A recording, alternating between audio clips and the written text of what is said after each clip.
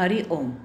योगदास जय गणेश जोशी यांनी निरूपण केलेला ज्ञानेश्वर माऊलींचा हरिपाठ अभंग 20वा, ओवी क्रमांक 82.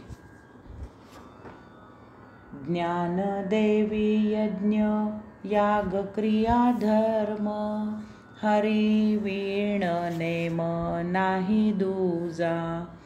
ज्ञानदेवी यज्ञ याग क्रिया धर्म, हरिविण नेम नाही दूजा. श्री ज्ञानेश्वर माऊली म्हणतात की एका हरिविण, एका हरिपाठाशिवाय इतर कशाचाही ते नेम करत नाहीत. एका नामस्मरणाशिवाय त्यांना कशाचाही नेम करावा असे वाटत नाही.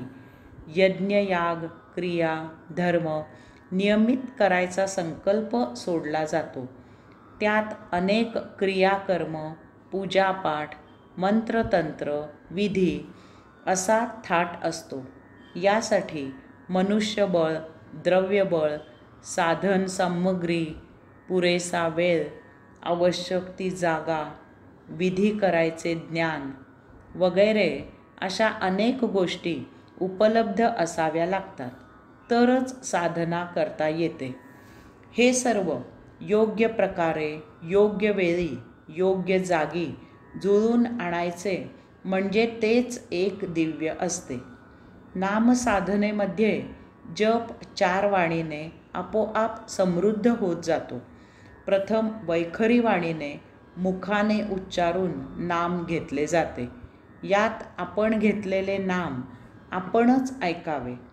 अशा प्रकारे ही नादब्रह्माची उपासना असते. किंवा इतरेजण घेत असलेले नाम श्रवणभक्ती करून ऐकावे, त्यातच तल्लीन व्हावे. जेथे भजन कीर्तन नर्तन चालू असेल तेथे हजेरी लावावी. ही मध्यमा वाणी झाली. किंवा आपण घेतलेले नाम सतत ऐकून ऐकून वैखरी वाणी थांबवून मौनात नामजप करावा. ही अपरा वाणी झाली.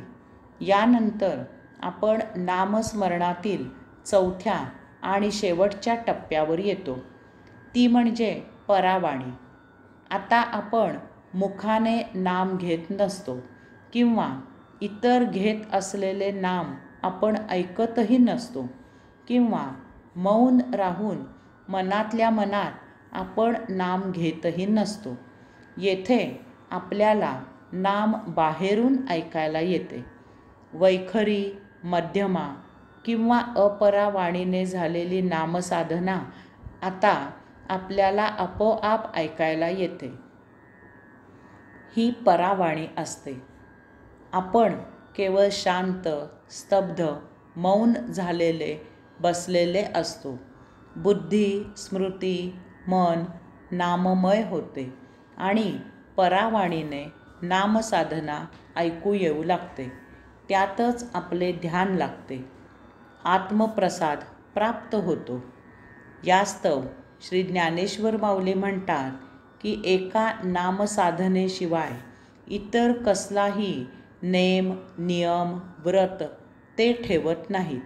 नामसाधनेतच यज्ञयाग क्रिया धर्म सर्व काही समाविष्ट आहे. हरिमुखे म्हणा, हरिमुखे म्हणा, हरिमुखे म्हणा, हरिमुखे म्हणा. हरि ओम.